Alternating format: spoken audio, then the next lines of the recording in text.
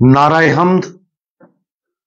आए खुदामंद, मुझे फहम अता कर कि मैं तेरी शरीयत पर अमल करूं और उसको अपने दिल में रखूं।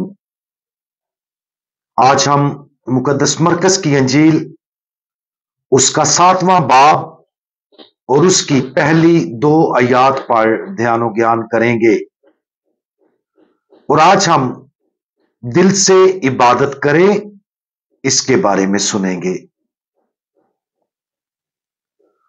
तब फरीसी और बाज फकी जो यरूशलेम से आए थे उसके पास जमा हुए और देखा कि उसके बाज शागिर्द नापाक यानी बिन धोए हाथों से रोटी खाते हैं।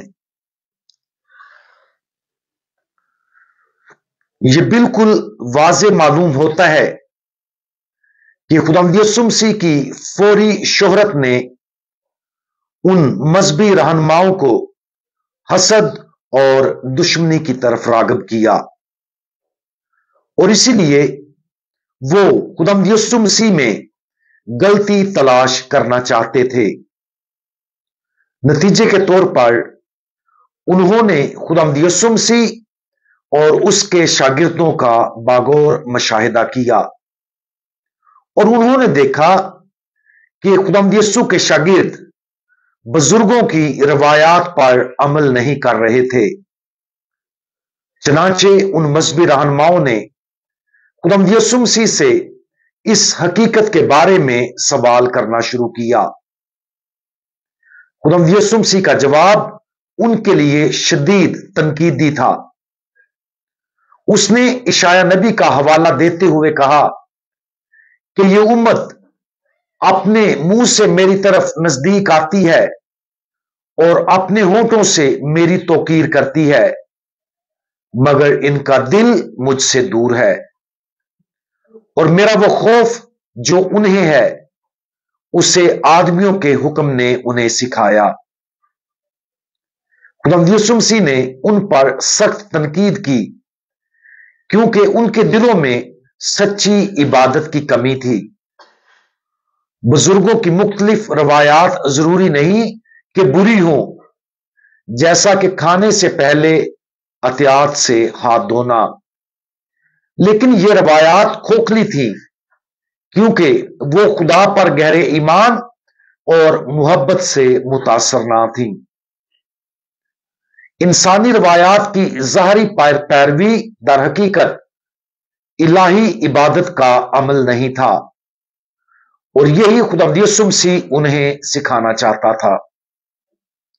वो चाहता था कि उनके दिल खुदा की मोहब्बत और हकीकी इलाही मोहब्बत के साथ मुनव्वर हो जाएं।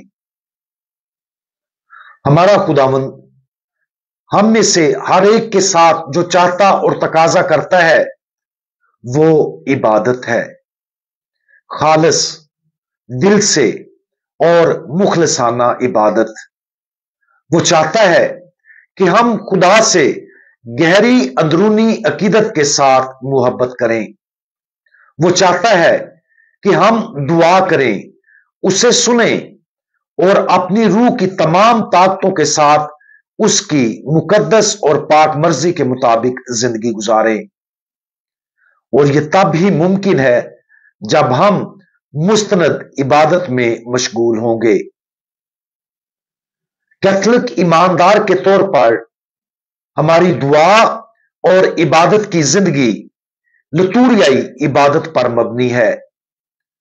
लतूरिया में बहुत सी रवायात और तरीकों को शामिल किया गया है जो हमारे ईमान की अक्कासी करते और खुदा के फजल का जरिया बनते हैं।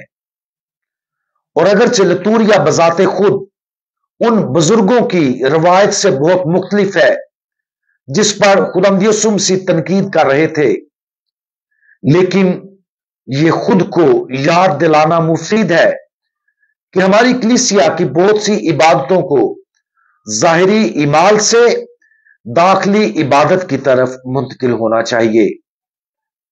अकेले हरकातों सकनात से गुजरना बेमानी है जब हम साक्रामेंटों के ज़ाहरी जश्न में शरीक होते हैं तो हमें खुदा को हम पर और हमारे अंदर अमल करने की इजाजत देनी चाहिए।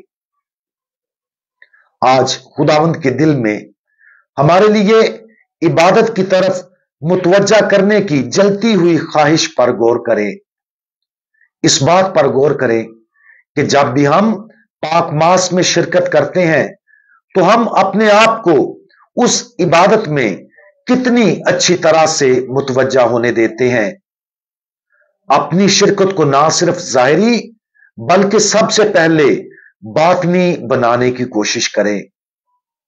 ऐसा करने से ये यकीनी बनाने में मदद मिलेगी कि फकीयों और फरीसियों पर हमारे खुदावंद की मुलामत हम पर भी आन ना पड़े। हम दुआ मांगें। हमारे इलाही खुदावंद, आप और आप अकेले ही तमाम इबादत, सजदा और तारीफ के लायक हैं। आप और आप ही इस इबादत के मुस्तहिक हैं जो हम आपको अपने दिल की गहराइयों से पेश करते हैं।